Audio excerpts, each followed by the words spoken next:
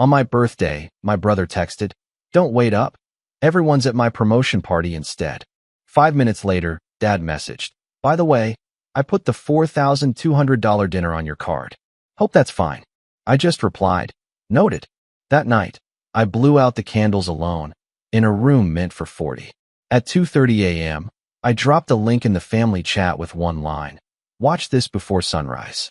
I, 34M, sat alone in the private dining room I'd reserved 6 weeks in advance, staring at 40 empty chairs arranged around tables I'd spent hours planning. The champagne I'd ordered sat warming in ice buckets that had long since melted to room temperature. Waiters hovered awkwardly near the kitchen doors, unsure whether to start clearing or keep pretending guests might still arrive. My phone had been buzzing all evening, but I'd ignored it while setting everything up. I'd wanted to be present, to greet everyone as they came in, to see their faces when they walked into the space I'd decorated myself. 40 people.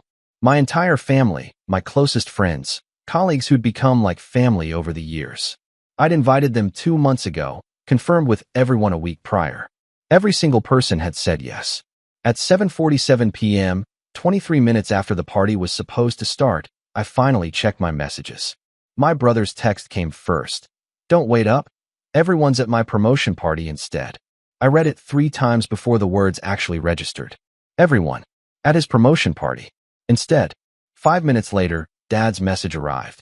"By the way, I put the $4,200 dinner on your card. Hope that's fine." I sat there in the dim lighting of the empty room, surrounded by balloon arrangements I'd blown up myself that morning, looking at the custom cake that said "Happy 34th" in elegant script. The restaurant manager appeared at my elbow, clearly uncomfortable, asking if I wanted to cancel the order or if people were running late. I told him people weren't coming. He started to apologize, to offer something, but I cut him off. I asked him to bring me a single plate of everything I'd ordered for the menu. One of each appetizer, one entree, one dessert. And to please, for the love of God, leave me alone to eat it. I typed back 2 messages. To my brother, noted. To my father, noted. Then I sat there and ate alone in a room meant for 40 people, surrounded by decorations I'd hung with my own hands, drinking champagne that cost more per bottle than most people spend on groceries in a week. The cake sat on its table, candles unlit, while I methodically worked through courses of food that had been meant to feed dozens. Around 10 p.m., the messages started coming in, from friends asking where I was, from cousins saying they'd just heard about my party and asking why I hadn't invited them, from my mother asking why I was being so dramatic about a simple scheduling mix-up. As if 40 people accidentally ended up at the wrong party. I started piecing it together from the messages. My brother had gotten promoted to VP at his company 3 days ago. Apparently, he decided to throw a celebration dinner tonight, at the exact same time as my birthday party he'd confirmed he'd attend just a week before. He'd told our father, who'd told our mother, who'd told the extended family. They'd all agreed to go to his party instead. Not a single person had thought to tell me. Not one person had called to say they couldn't make it, to apologize, to give me the chance to reschedule or at least cancel the reservation and save the money. They'd just decided, collectively, that my brother's promotion was more important than my birthday. And my father had taken it upon himself to make sure I paid for whatever goodbye drinks or appetizers they'd apparently had before leaving for my brother's event. I asked the manager to box up all the untouched food. He brought me what felt like 50 containers, enough food to feed me for weeks. The cake went into the largest box, candles still unlit. At midnight, sitting in my apartment surrounded by containers of expensive food and a birthday cake I'd never gotten to cut, I did something I'd been avoiding for years. I opened my laptop and started going through files. See, I work in forensic accounting. I specialize in finding financial discrepancies, following money trails, uncovering fraud. It's what I do, and I'm exceptionally good at it. For the past 3 years, I'd been noticing small things about my family's finances that didn't add up. Little comments from my father about investments, inconsistencies in what my brother claimed to earn versus what he actually seemed to spend, odd requests from my mother about tax documents. I'd never looked into it. Family was family. You didn't investigate family. But sitting there alone on my birthday, surrounded by evidence of just how little I mattered to these people, I decided maybe it was time to start. The first thing I found was almost too easy. My father had been managing a trust fund my grandfather had set up before he died. A trust meant to be split equally among all the grandchildren when the youngest turned 25. My youngest cousin had turned 25 8 months ago. The trust should have been distributed. It hadn't been. I dug deeper. The trust had been worth approximately $890,000 when it was supposed to be distributed. Split 7 ways. That should have been roughly $127,000 per grandchild. Instead, I found transfer records showing that $450,000 had been moved into an account in my brother's name 6 months ago. Another $200,000 had been transferred to an account my father controlled. The remaining $240,000 sat in the original trust account, untouched, while my father continued to tell the family that there were complications with the estate and distribution would happen soon. I sat back and stared at the screen. My father had stolen from his own grandchildren. My brother had taken money that belonged to his cousins, to me, to our entire generation. And they'd done it so casually, so easily, clearly never expecting anyone to actually look. I kept digging. My brother's promotion was real, but the position wasn't quite what he'd been telling people. He'd been claiming he was now VP of Operations with a salary north of $300,000. The actual title was VP of Regional Sales Support with a salary of $140,000. Respectable, sure, but not the massive leap he'd been celebrating. The apartment he'd just bought, the penthouse he'd been bragging about, that my parents had thrown a party for last month, had been purchased with a $600,000 cash down payment, on a salary of $140,000, with student loans still on his credit report. The math didn't work unless you added in the $450,000 from the stolen trust fund. Then I found the credit cards, 3 of them, in my name, that I hadn't opened. The applications had been submitted 2 years ago, using my information but listing my parents' address. Someone had been intercepting the statements. The cards were maxed out, a combined total of $89,000 in debt. The charges were all over the place. Furniture stores, electronics, restaurants, a golf club membership, a down payment on a boat. I pulled up my credit report. My score had tanked. I had late payments, maxed accounts, collection notices, all for cards I never knew existed, for purchases I never made. I spent the next 3 hours going through everything I could access. By 3 a.m., I had a complete picture. My father had been systematically stealing from the family for years, using his position as the financial manager everyone trusted. My brother had been his accomplice and primary beneficiary.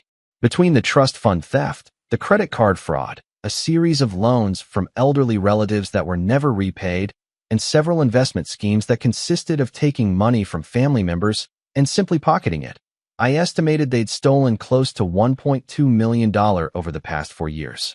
And I could prove all of it. Documents, transfers, emails I pulled from an old family computer I'd helped my father set up years ago and still had remote access to. Everything. At 2:30 a.m., I did 3 things. First, I compiled everything into a single, comprehensive document. Transaction records, emails, credit reports, forged signatures, everything. I made it clear, simple, impossible to misunderstand. I included a timeline, amounts, account numbers. I highlighted every theft, every fraud, every lie in bold red text. Second, I uploaded it to a file-sharing site with a simple auto-generated link. Third, I opened the family group chat, all 40 people who'd gone to my brother's party instead of showing up for me, and I posted the link with one line: "Watch this before sunrise." Then I went to bed. I woke up at 9 a.m. to 247 missed calls and over 400 text messages. The family chat had exploded. I scrolled through it over coffee, eating leftover birthday cake for breakfast. My cousins had opened the document first. They'd started asking questions. By 4 a.m., my aunt had called my father demanding answers. By 5 a.m., the entire family was awake and in the chat, and my father was trying to claim the documents were fake, that I'd fabricated everything out of spite. My uncle, who works in banking, had pulled his own records.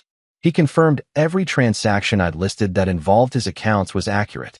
My other aunt had checked her mother's estate records and confirmed that the lost inheritance I'd mentioned had indeed never been distributed properly. By 6 a.m., my brother was in the chat, furious, threatening to sue me for defamation. I'd screenshot his threat, and sent it to the group with a simple response. You can't defame someone with the truth. Also, you misspelled defamation. By 7 a.m., 3 of my cousins had contacted lawyers. My mother was calling me every 30 seconds, leaving voicemails that alternated between begging me to stop tearing the family apart and screaming that I was ungrateful after everything they'd done for me. By 8 a.m., my youngest cousin, the one whose 25th birthday had triggered the trust distribution that never happened, had filed a police report for fraud. I ignored all of it, made myself a proper breakfast with the leftover food, and actually, finally, felt something like peace. The fallout was immediate and spectacular. My father tried to claim he'd been planning to distribute the trust money soon and had only borrowed it temporarily for family emergencies. I posted the receipts from my brother's penthouse purchase in the chat. He stopped trying to explain after that. My brother attempted to rally support, claiming I was jealous of his success and had always been bitter about his accomplishments. One of my cousins responded with a simple calculation of how much money he'd stolen from each of us per day for the past 6 months. The chat went quiet after that. My mother tried a different approach, calling my friends, my colleagues, anyone she could think of, trying to convince them I'd had some kind of breakdown. One of my friends, who happens to be a lawyer, called me to ask if I needed representation. When I explained what had actually happened, he offered his services pro bono for any family member who wanted to pursue legal action. The restaurant manager from the venue called me around noon. Apparently, my father had called to dispute the $4,200 charge, claiming it was fraudulent. I'd calmly explained the situation, forwarded him the text message where my father admitted to putting the charges on my card, and asked if he'd be willing to provide a statement if needed. He'd said absolutely. By day 3, the family had completely fractured.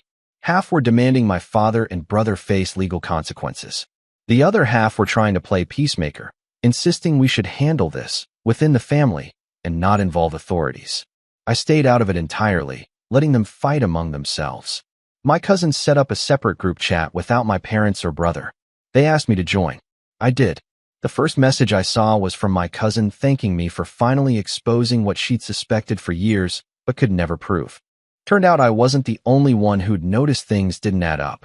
Others had questioned the delays with the trust fund, the discrepancies in various family financial arrangements, the way my father always seemed to have explanations that sounded good but didn't quite make sense. But he was the patriarch, the one everyone trusted with money matters. No one had wanted to accuse him without proof. Now they had proof. Mountains of it. The credit card fraud alone was enough for criminal charges. My father's theft from the trust fund was a felony. The forged loan documents from my grandmother before she died opened up a whole additional can of worms. My brother's knowing participation as a beneficiary of the stolen funds made him complicit. I filed my own police report about the credit cards. Then I contacted a lawyer about identity theft and fraud. Then I started the process of freezing my credit and disputing every fraudulent charge. My parents' attorney called me on day 5. He opened with some nonsense about family loyalty and asked what it would take for me to make this go away. I told him I wasn't the one making anything happen.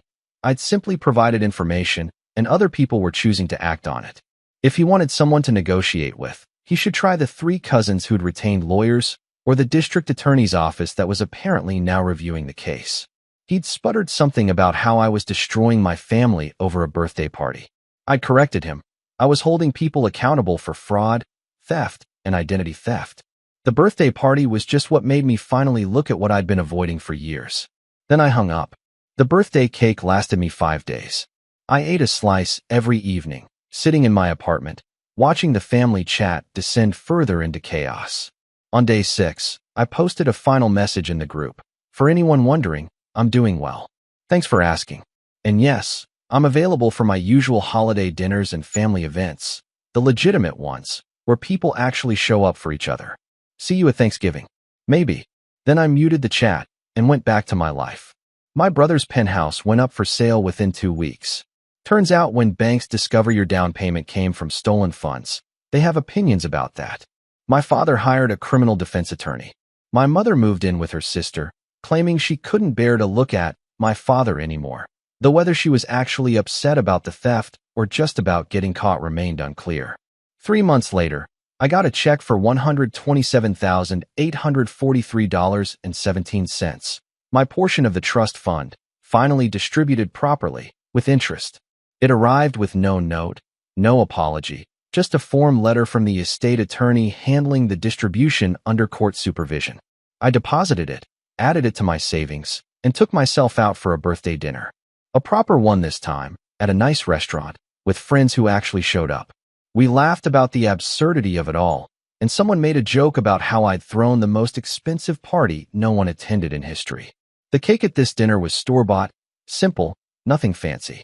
But when I blew out the candles, surrounded by people who'd chosen to be there, it felt a hell of a lot better than anything that empty room full of balloon arrangements could have offered. My father ultimately pleaded guilty to reduced charges and got probation plus restitution. My brother paid back his portion of the stolen money in a settlement to avoid criminal prosecution, which required him to liquidate most of his assets. The credit card debt in my name was cleared, my credit restored. The family never quite recovered. We're civil at events, cordial in group settings, but the trust is gone. Too much was revealed, too many lies exposed. Some relationships are broken beyond repair. But sitting here now, almost a year later, I don't regret any of it. That night in the empty dining room taught me something important. Being alone isn't the same as being abandoned, and sometimes the worst thing someone can do is show you exactly how little you matter to them. Because once you see it clearly, you can finally decide what to do about it. I didn't tear my family apart over a missed birthday party. They tore themselves apart through years of lies, theft, and casual cruelty. I just turned on the lights so everyone could see what had been hiding in the shadows all along. And honestly, that's the best birthday present I could have given myself, the truth and the freedom that came with it.